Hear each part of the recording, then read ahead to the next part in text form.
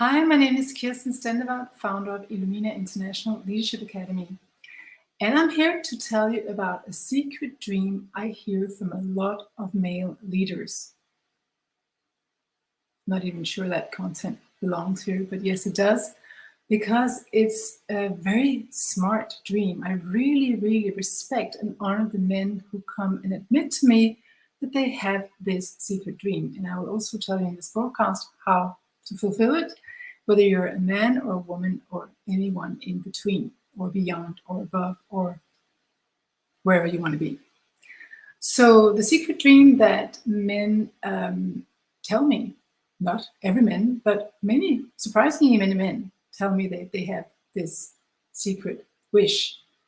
And the wish is that they master what makes women leaders good leaders, and often leaders who get better ratings than male leaders.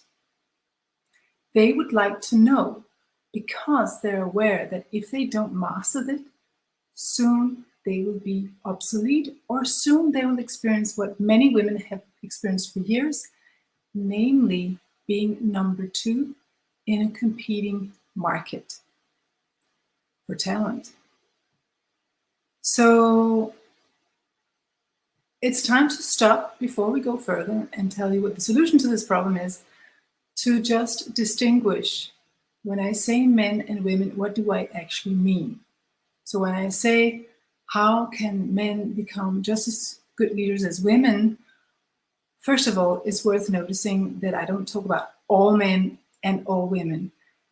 In the discussion about whether women should have as many leadership positions as men, there's often an anecdote in the room, someone who says, I once had a female leader and she was much worse than all the male leaders I ever had. Have you heard that perspective, and have you even experienced it? So I'm not sitting here saying that all women, by their definition, are better leaders than men. But I do want to make us all remember that the masculine and the feminine qualities are qualities everybody in the world have, because everything in the world consists of male and female, masculine, feminine, yin and yang. So that's the foundation. So when people say that female leaders are better leaders than men, they are probably referring to the fact that many women, per design, have a natural flair for more ability, more flair for such qualities that are associated with good leadership today.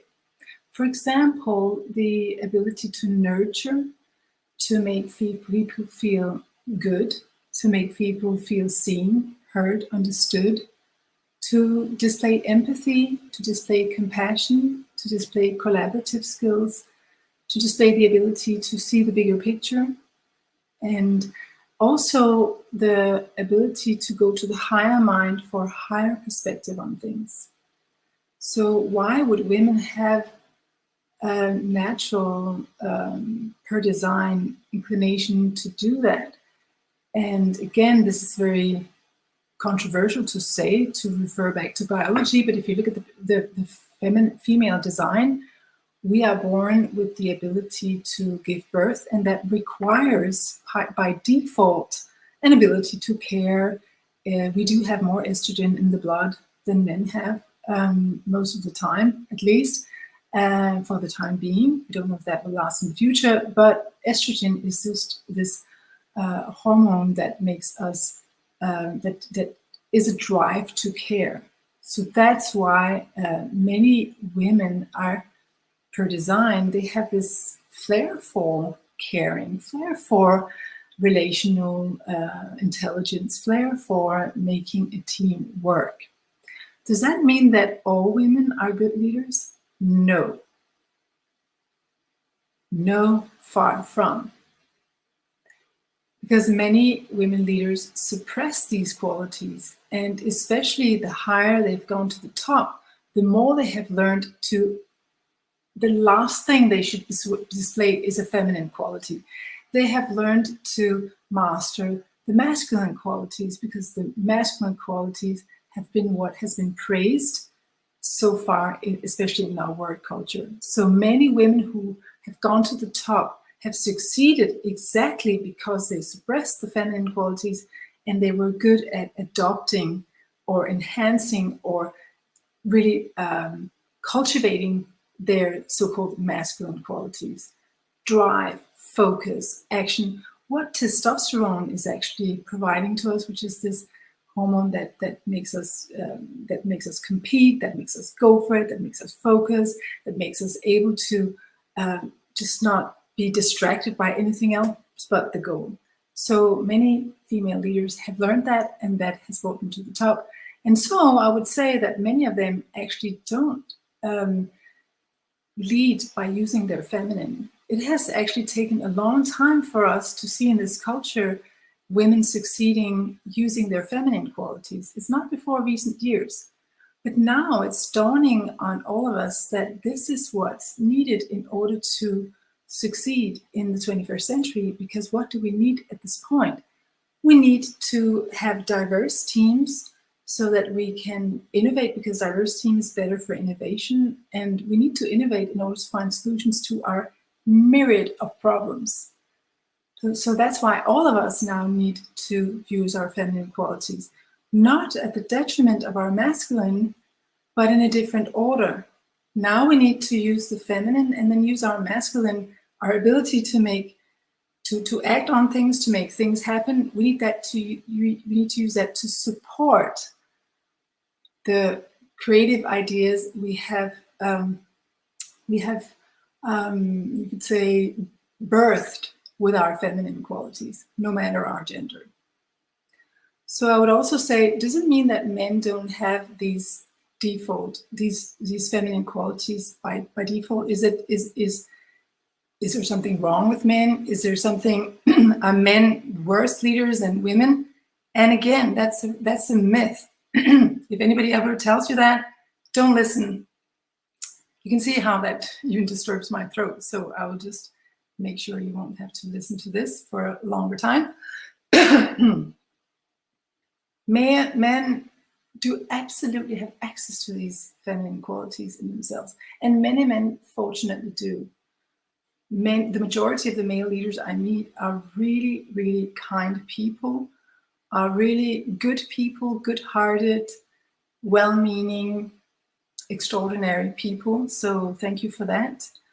But men have also lived in a culture where the masculine qualities have been prioritized over the feminine. So men have also learned to suppress their feminine qualities. And as there is more, by natural design, more male qualities, or more what we would call yang qualities in the male body, then it has been more natural for men to use, for example, the testosterone drive for focusing on the goal, creating a strategy, and reaching that goal no matter what, at the detriment perhaps of the surroundings, but really reaching that goal. So men have also been invited to really go for that power and not so much use their feminine. It's not very long ago that we thought that the masculine was for men and the feminine were for women. So we actually had a culture, especially here in the West, where we said, well, men take care of the work situation and getting the money and providing for the family, and women take care of the relational, everything with kids, everything with the home. So that's not more than 100 years ago. So it's quite new for us to understand that not only can men do what women can do and the other way around, but also that we, at any given moment, while resting in our biological, you'd say, essence, we can reach for any quality within the masculine or the feminine spectrum. So it's quite recent. So we need to remind ourselves that we all have access to this. And the men who come to me and want to be better leaders say, We know that we can see that women, many women, the good feminine leaders, the good female leaders, they master something we would like to get better at. Relational skills, creativity, intuition, collaborative skills, this ability to make everybody feel good, this ability to create a safe environment where people thrive. We would like to learn that. And fortunately, it's quite easy to learn, and I can tell you about that in a moment. But I think it's worth mentioning that male leaders are not worse than female leaders by default, but it depends on how we use the so-called masculine and feminine, because the masculine and feminine comes in different versions. So there is, you could say, an unhealthy masculine in all of us, the workaholic, the tyrant, the dominant person. That is in all of us, men or women, or in everybody in between and beyond. And there's also a distorted feminine in all of us, the manipulative, the you could say the weak, the passive, the sort of the sneaky part of us. We all have access to that. So for that reason alone, it's really not enough to talk about male and female leaders. We need to understand, and it's not even enough to say, well, we have a male leader who has access to his feminine. Well, what if he has access to his distorted feminine? That still doesn't make him a good leader. Same thing with the woman, even though she has access to the feminine. Is it the distorted feminine or the healthy feminine?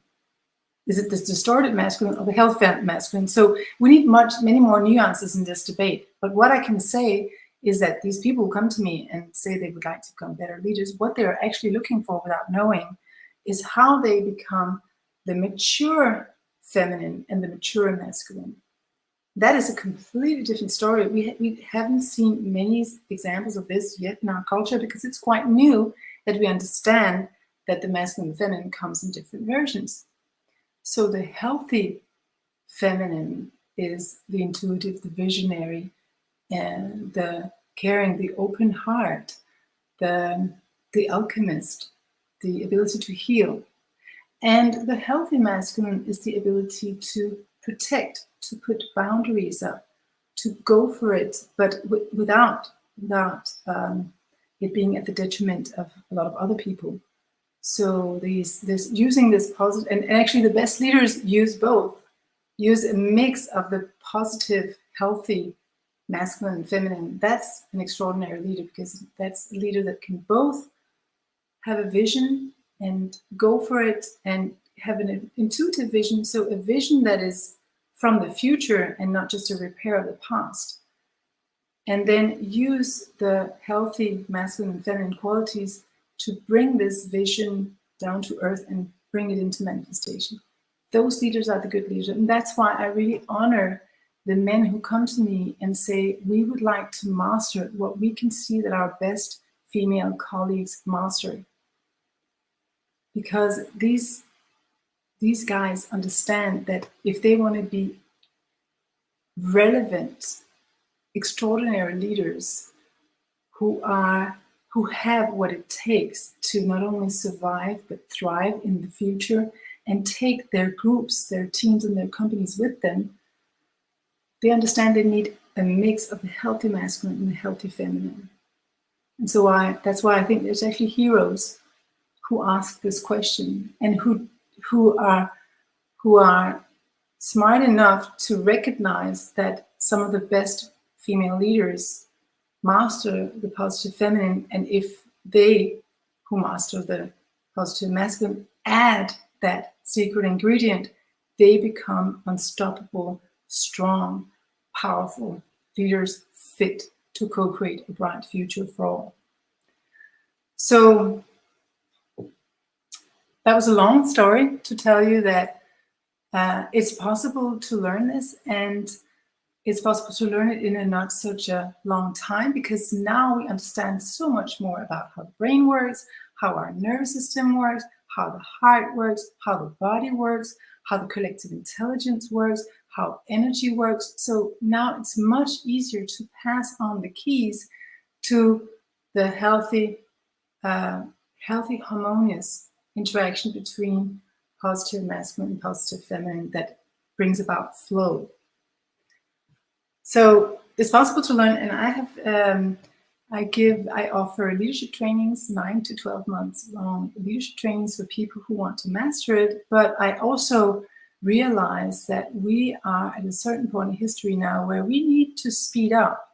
AI is speeding up, technology is speeding up. Our crises are also multiplying at an exponential rate. So now I feel that we all need to speed up. And this is why I offer you a 12-week leadership training that you can take over the summer. And I have inserted in that an extraordinary hack that makes this process of upgrading to the positive masculine feminine much, much faster.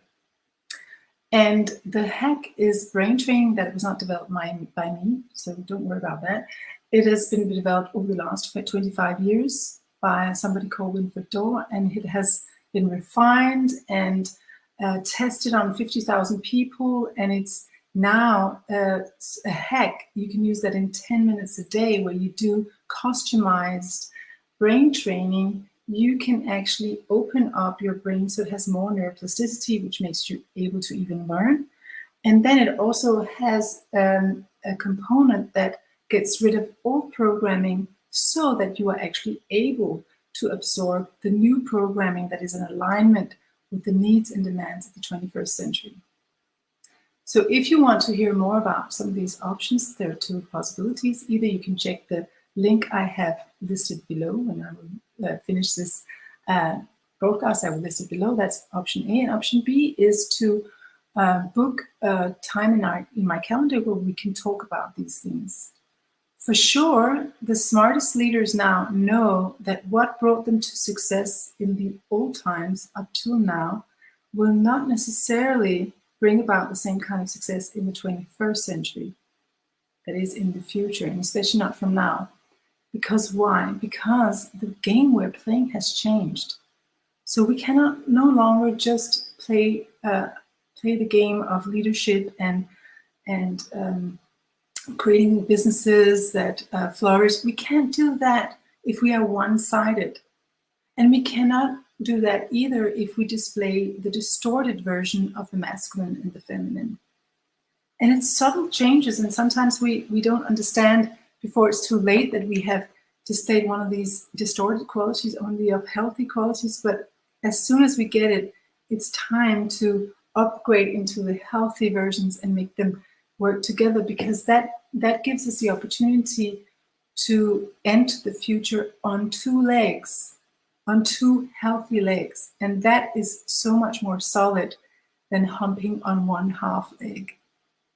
So I urge you to take this seriously. I have worked in leadership training for the past 20 years, and I am constantly training myself because I know that with the rapidly changing environment we're in, we need to adapt and fast. And we cannot just rest on our laurels and think that we will be unaffected by the changes of the world. No, everyone who's on this planet right now has a role to play and is an important piece of the collective puzzle, and we will all be affected by the changes. So the sooner we upgrade to the healthy, strong version of ourselves, the better we're off. So I pass on these hacks. If you're interested in them, please feel free to take me up on my offers, and then let's take it from there. But thank you for your attention, and I hope that you got a little bit of more clarification on